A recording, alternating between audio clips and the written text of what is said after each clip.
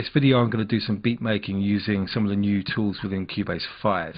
So firstly I'm going to come up to the media window, I'm going to open the loop browser, and this is something they introduced in Cubase 4, and you can index your hard disk with all your samples so you can search for different types of sounds, and it's always going to play in tempo if you've got a drum loop.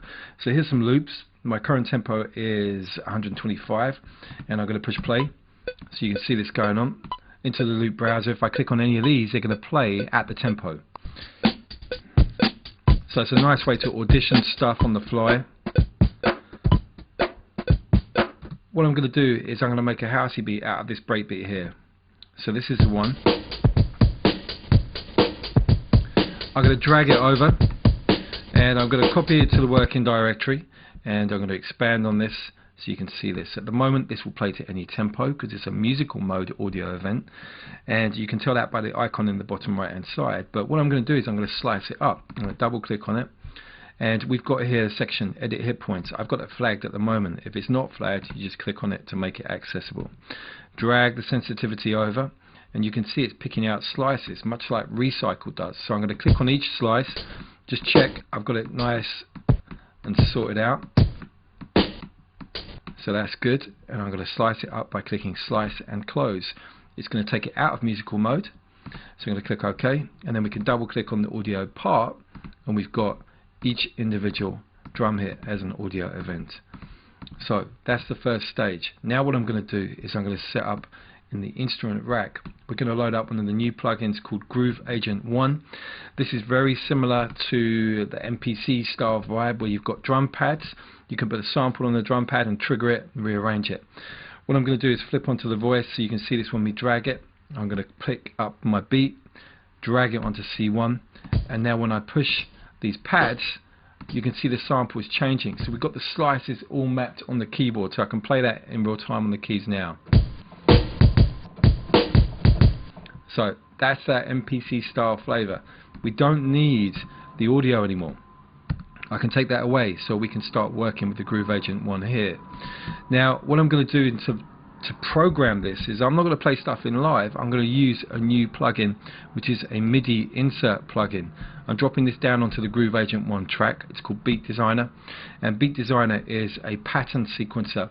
This is the same kind of vibe that you'll find all over the place in, say, Guru, in Ultra Beat, Microtonic, lots of these different plugins.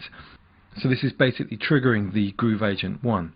To audition the sound, you click on the left hand side. At the moment the naming is based on the general MIDI mapping, but I'm not going to change that. I'm just going to keep it as it is. So here, if I want to program a hit, I just click, I move my mouse up to set the velocity. So you can see here that it's all maximum velocity. I'm just going to push play. It's just going to start running. Take the click off. Let's find another kick. I know there's one in there somewhere, and it's here. So I'm going to set this on here. I'm just going to set this one down a little bit. And let's find that snare. There we go. Let's do a maximum velocity hit. And what I'm going to do is I'm going to do a nice little hit in there with the snare. And let's get some hats. Now somewhere there is a, there we go. That's the hat in isolation. Let's put these on here, on the offbeats. Let's have a listen to that. I'm going to make this one lower. Let's do another one here. At the moment it's a little bit too straight, so over here we got the swing.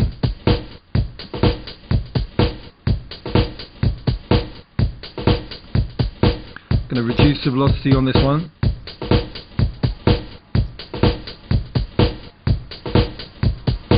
So you can see what's going on. You know, you can build up your beats in this way. The pattern sequencer, very much like the old classic drum machines. So the other thing that you can do that I really like is that if you've got your hi-hats, like this one over here, these can be really nice if you change the timing. If we take this slightly out, you see the slide, it makes them play slightly later. If we take the same with the snare, let's move this one over. Let's give it a much more relaxed flavor. Let's have a listen to that.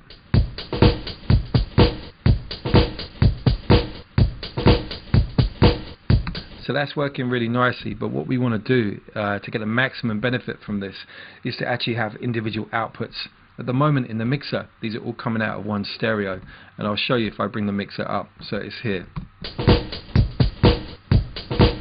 In an ideal world, we want to be able to separate these so that we can mix them, EQ them, you know, process them independently. So if I drop down here, I'm going to turn on the additional outputs, and we can route the outputs inside the Groove Agent 1 to these channels. So coming through here, and I'll show you how we do this. Let's bring up the Groove Agent 1 here. Let's make this one kick. Let's make this one kick 2. I'm going to do this one snare, and then this one hat. You know, the hat itself has got quite a lot of low frequency energy in it because it was sliced, and there's a little bit of decay of the kick drum in there, so we want to trim that down. So here we do the routing. You set the output here, so that's the hat. That's what we're going to have on number 4, so we say ST4, and let's just take that down and make that correct. There we go. There's the snare. Let's put that on ST3. Let's find that other kick. There it is, ST2. So have a look now in the mix.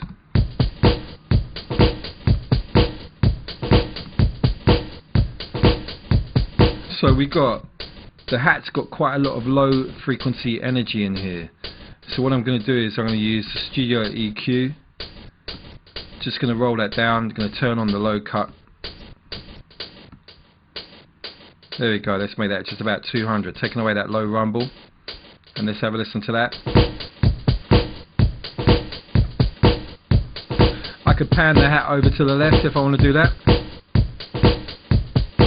Just adjust that kick down a little bit there. More control here.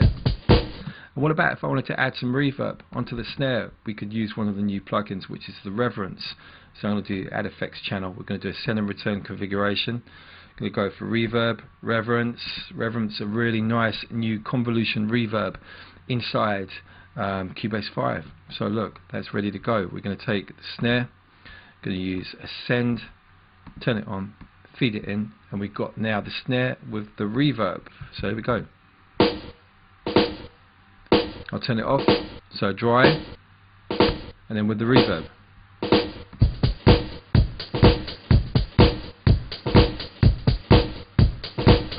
So we got more control here. It's very much that MPC style vibe, slicing a break, programming a new rhythm with it, mixing it down in the mixer on separate outputs. So that's one of the key set of new tools inside Cubase 5. Very good for beat making.